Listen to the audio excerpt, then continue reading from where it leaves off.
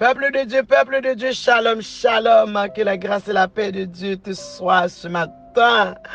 Vision Céleste rentre chez toi avec Pasteur Rousseline Lofoglas pour méditer ensemble la parole de Dieu. Prions ensemble pour inviter le Seigneur, Dieu fort, Dieu grand, Dieu puissant, Dieu réel, Dieu capable.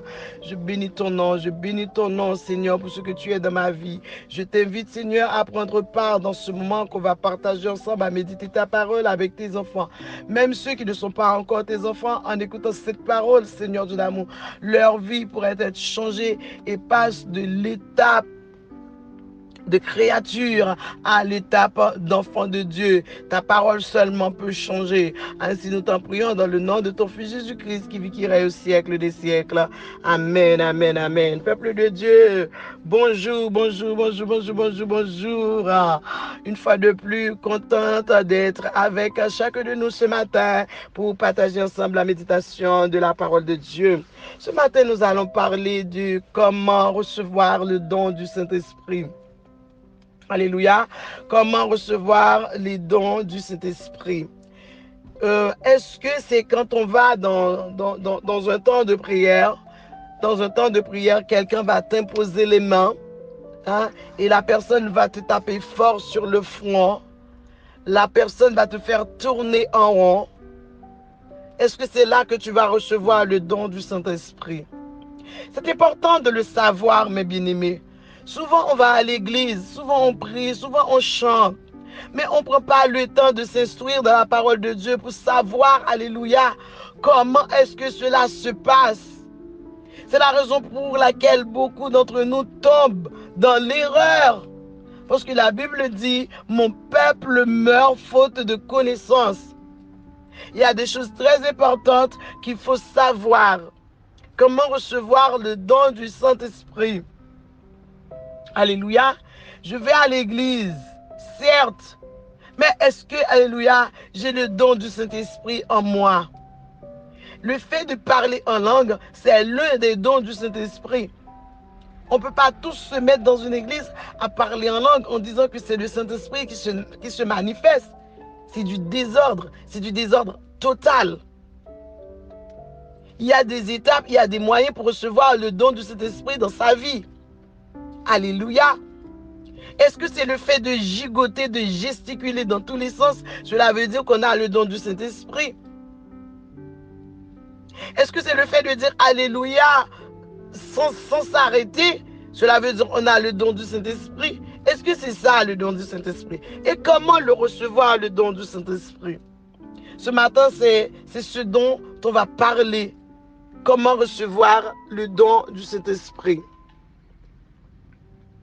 Si nous ouvrons nos Bibles dans le livre de Actes chapitre 2, le verset 38, jetons un coup d'œil là-dessus. Je sais que peut-être tu n'as pas la possibilité d'ouvrir ta Bible là où tu es. Moi, je vais lire pour toi. Pierre leur dit, « Répentez-vous et que chacun de vous soit baptisé au nom de Jésus-Christ, à cause du pardon de vos péchés, et vous recevrez le don du Saint-Esprit. » Alors, dans un premier temps, ça c'est la première étape. C'est la première étape pour recevoir le don du Saint-Esprit. Alléluia. Il faut accepter Jésus-Christ comme son sauveur personnel. Et ensuite, se faire baptiser. Alléluia. Se faire baptiser pour recevoir le don du Saint-Esprit.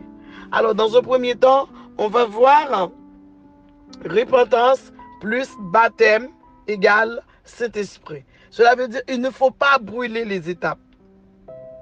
Parce qu'il y a des choses qu'on ressent, c'est de l'émotion. Mais ce n'est pas le Saint-Esprit. Alléluia. C'est l'émotion, il y a quelque chose. Waouh! Non. Là, on ne parle pas de l'émotion. Mais on parle vraiment comment recevoir le don du Saint-Esprit. Gloire à Dieu. Il faut se repentir. Il faut accepter Jésus comme son sauveur personnel et se faire baptiser et se faire baptiser. Ensuite, on va recevoir le don du Saint-Esprit. Mais quelqu'un qui n'est pas repenti, quelqu'un qui ne s'est pas fait baptiser. Et cette personne vient te voir pour te dire il a le Saint-Esprit dans sa vie. On va aller plus loin dans les jours de la semaine pour t'expliquer c'est quoi le Saint-Esprit. Mais là, on t'explique comment recevoir le don du Saint-Esprit dans sa vie. Si on regarde Actes chapitre 10, encore,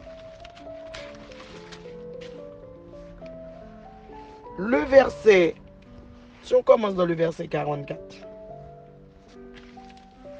Comme Pierre prononçait encore ces mots, le Saint-Esprit descendit sur tous ceux qui écoutaient la parole. Tous les fidèles circoncis qui étaient venus avec Pierre furent étonnés de ce que le don du Saint-Esprit était aussi répandu sur les païens. Car ils les entendaient parler en langue et glorifier Dieu. Alors Pierre dit, peut-on refuser l'eau du baptême à ceux qui ont reçu le Saint-Esprit aussi bien que nous? Et il ordonna qu'ils soient baptisés au nom du Seigneur, sur quoi ils le prièrent de rester quelques jours auprès d'eux. Quelqu'un, je veux bien que chacun de nous m'écoute avec attention sur cette partie-là. C'est très très important. Je viens de dire, dans un premier temps, qu'il faut la repentance, plus le baptême, égale Saint-Esprit. Quelqu'un qui ne croit pas, qui n'a pas entendu la parole, qui bouge dans tous les sens, qui se dit qu'il a le Saint-Esprit dans sa vie, c'est pas possible. Mais par contre, ce qui va t'étonner, pendant que Pierre évangélisait, alléluia, pendant que Pierre parlait, alléluia, dans le nom, alléluia. Oh merci Seigneur, alléluia, gloire, gloire, gloire, gloire, gloire, gloire. Pendant que Pierre parlait dans le nom de Dieu, il évangélisait, il prêchait. Au même instant, il y avait des personnes. Oh, alléluia, amen, amen, amen, amen, amen, gloire. Il y avait des personnes qui étaient là, qui écoutaient avec attention, qui écoutaient comme Marie écoutait Jésus. Et ces personnes-là qui écoutaient la parole de Dieu, prononcée par Pierre, même avant que Pierre termine, alléluia, son sermon, ces personnes-là étaient remplies du Saint-Esprit. La seule et unique raison pourquoi, parce qu'elles ont cru à la parole. Cela veut dire, dans un deuxième temps, il faut croire à la parole pour recevoir, alléluia, amen, amen, le don du Saint-Esprit. Cette semaine, on va parler que de ça. Parce que je ne veux pas que ma méditation soit trop longue. Alléluia. Hey, gloire à Jésus. Comme Pierre prononçait encore ces mots, le Saint-Esprit descendit sur tous ceux qui écoutaient la parole. Parce que les personnes qui écoutaient la parole ont cru en cette parole, ont cru en cette prophétie, qui est l'un des dons du Saint-Esprit. Alléluia. C'est pas seulement le fait de parler en langue. Mais il y a tellement d'autres, on va y revenir là-dessus durant toute la semaine. Il faut rien rater, vraiment rien rater pour pouvoir bien comprendre cette série. Alléluia. Comment recevoir le don du Saint-Esprit. Et les fidèles qui étaient circoncis, qui étaient venus avec Pierre, ils étaient tous dans l'étonnement. Parce qu'ils ont vu que le don du Saint-Esprit était aussi répandu sur les païens. Oh là là là là là là, parce que ces païens-là, automatiquement, qu'ils ont entendu la parole de Dieu et qu'ils ont cru, même quand personne ne met pas, on pense que c'est que quelqu'un va te mettre la main sur la tête. C'est pas la personne qui va te donner la conversion, mais la conversion se fait en soi-même. Alléluia. C'est toi, alléluia, qui décide de te convertir. Quand on voit conversion, ça veut dire qu'on était là, on n'est plus là, on n'est plus la même personne, on n'est plus, alléluia, la personne qu'on était avant. Alléluia. On peut beau prêcher, on peut beau parler, mais si ça ne te perce pas le cœur, rien ne va se passer.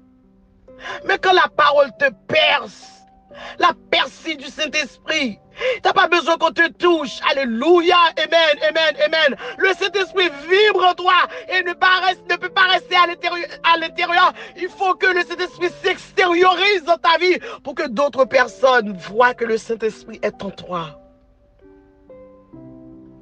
Cela veut dire que le fait que ces gens-là ont cru, le Saint-Esprit est répandu automatiquement dans leur vie. Et il s'est manifesté. On se retrouve demain matin, toujours sur cette série.